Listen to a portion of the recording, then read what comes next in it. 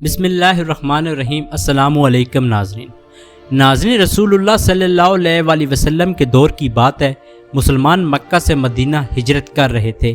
ان دنوں مدینہ میں ایک یہودی عورت نے ایک بچے کو جنم دیا جو پیدائشی کانا تھا۔ بچوں کے ساتھ کھیلا کرتا تھا۔ بعد میں مشہور ہونے لگا۔ اس نے اپنے اوپر وحی یا القاء آنے کا دعویٰ کیا اور عجیب و غریب باتیں کرنے لگا۔ لہٰذا اس کی ماں نے رسول اللہ صلی اللہ علیہ وآلہ وسلم کے پاس آئی اور اپنے بیٹے کا سارا حال بتایا۔ اس نے آپ صلی اللہ علیہ وآلہ وسلم سے یہ گزارش کی کہ اس کا معائنہ کریں کہ یہ کیا کر رہا ہے۔ ایک دن محمد مصطفیٰ صلی اللہ علیہ وآلہ وسلم اپنے اصحاب کے ساتھ اس بچے کے گھر اس کی کیفیت جاننے کے لیے روانہ ہوئے۔ راستے میں آپ صلی اللہ علیہ وآلہ وسلم نے ایک جگہ اسے انصار بچوں کے ساتھ کھیلتے دیکھا۔ اس بچے کا نام ابن سیاد تھا۔ رسول کریم صلی اللہ علیہ وآلہ وسلم حضرت عمر بن خطاب رضی اللہ تعالیٰ عنہ اور کچھ اصحاب کے ساتھ ان بچوں کے پاس گئے جو اس جگہ کھیل رہے تھے۔ ابن سیاد پر بلوغت کا وقت قریب تھا لیکن جوان نہیں ہوا تھا۔ نبی صلی اللہ علیہ وآلہ وسلم اس کے قریب گئے لیکن اسے پتہ نہیں چلا۔ آپ صلی اللہ علیہ وآلہ وسلم نے اس کی کمر پر ایک ضرب لگائی اور ابن سیاد سے فرمایا، کیا تو گواہی دیتا ہے کہ میں اللہ کا رسول ہوں؟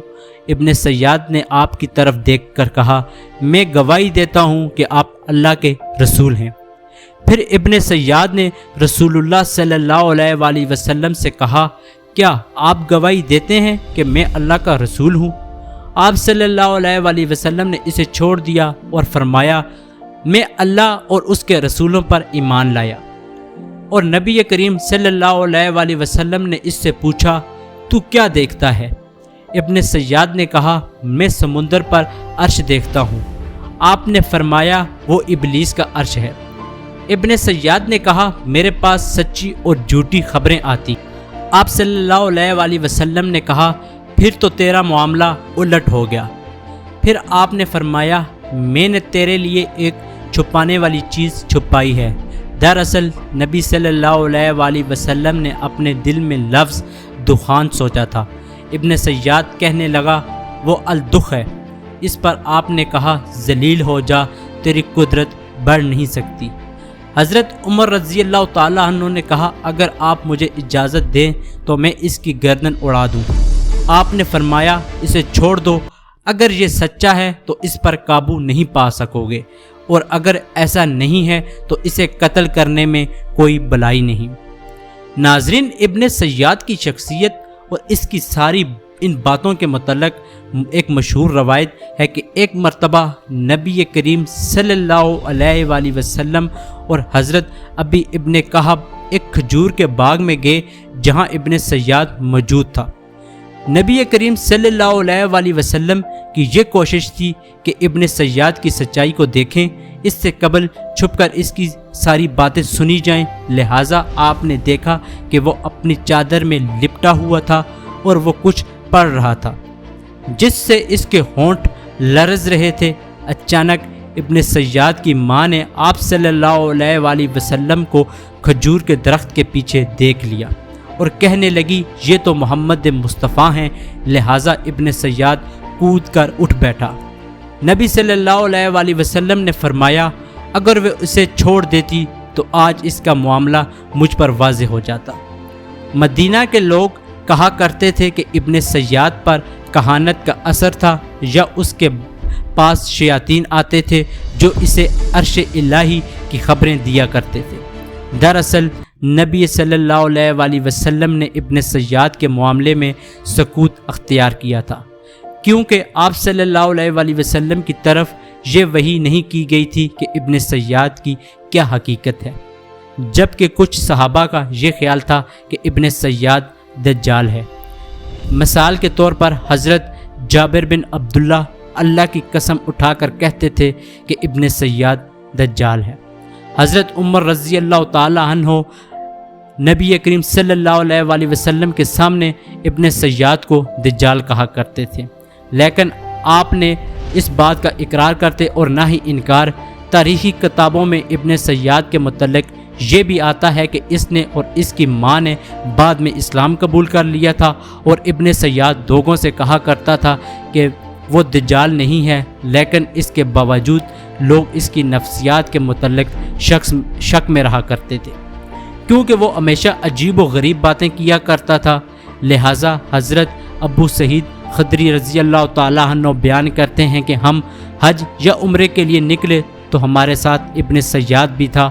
ہم نے ایک جگہ آرام کرنے کے لیے پڑاؤ ڈالا تو ہمارے قافلے میں موجود لوگ بکھر گئے، مگر میں اور ابن سیاد ایک جگہ باقی رہ گئے۔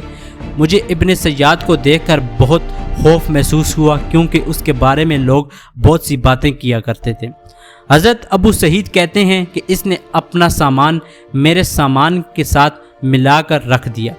میں نے کہا گرمی بہت سخت ہے، بہتر ہوتا کہ تم اپنا سامان اس درخت کے نیچے رکھتے، لہٰذا اس نے ایسا ہی کیا اور دوسرے درخت کے نیچے اپنا سامان رکھایا۔ پھر ہمارے سامنے ایک بکری لائی گئی، اس نے اس بکری کا دودھ نکالا اور پیالہ میرے سامنے لا کر کہا، اے ابو سعید پیو۔ میں نے کہا گرمی بہت سخت ہے اور دودھ بہت گرم ہے۔ دراصل میں اس کے ہاتھ سے لے کر پینا پسند نہیں کرتا تھا، اور وہ کہنے لگا، ہے ابو سعید، لوگ جو کچھ میرے بارے میں کہتے ہیں، اس وجہ سے میں نے یہ ارادہ کیا کہ ایک رسی لے کر درخت کے ساتھ باندھوں اور اس سے لٹک کر پھانسی لے لوں۔ اے ابو سعید، کون ہے جس پر رسول اللہ صلی اللہ علیہ وسلم کی حدیث پوشیدہ ہو؟ اے انصار کی جماعت، تم پر تو پوشیدہ نہیں۔ کیا رسول اللہ صلی اللہ علیہ وسلم نے یہ نہیں فرمایا تھا کہ دجال کافر ہوگا جبکہ میں مسلمان ہوں؟ کیا آپ نے یہ نہیں فرمایا تھا کہ دجال بانجھ ہوگا اور اس کی کوئی اولاد نہ ہوگی، اور میں تو اپنا بیٹا مدینہ چھوڑ کر آیا ہوں؟ کیا یا رسول اللہ صلی اللہ علیہ وسلم نے یہ نہیں فرمایا تھا کہ دجال مکہ اور مدینہ میں داخل نہ ہو سکے گا، اور میں مدینہ سے آ رہا ہوں اور مکہ کا ارادہ ہے؟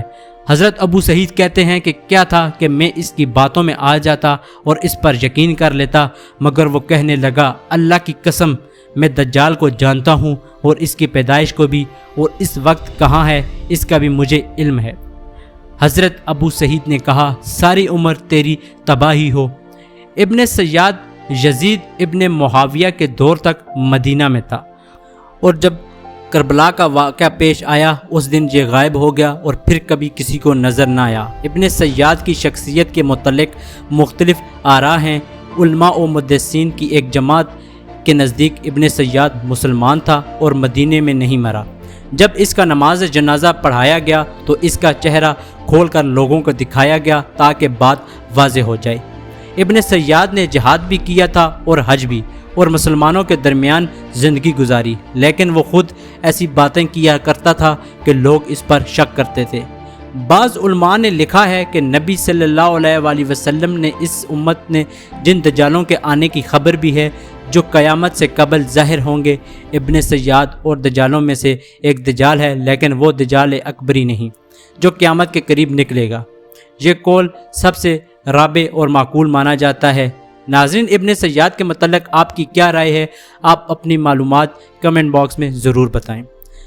ناظرین، اسی امید کے ساتھ کہ آپ کو ہماری آج کی یہ ویڈیو پسند آئی ہوگی۔ اگر آپ کو ہماری آج کی یہ ویڈیو پسند آئی ہے تو ہمارے چینل کو سبسکرائب کرنا مت بھولیے، تاکہ ہماری نئی آنے والی ویڈیوز آپ کو آسانی سے ملتی رہیں۔ ملتے ہیں ایک نئی تاریخی اور معلوماتی ویڈیو کے ساتھ۔ خدا ہم سب کا حامی و ناصر ہو۔ خدا حافظ۔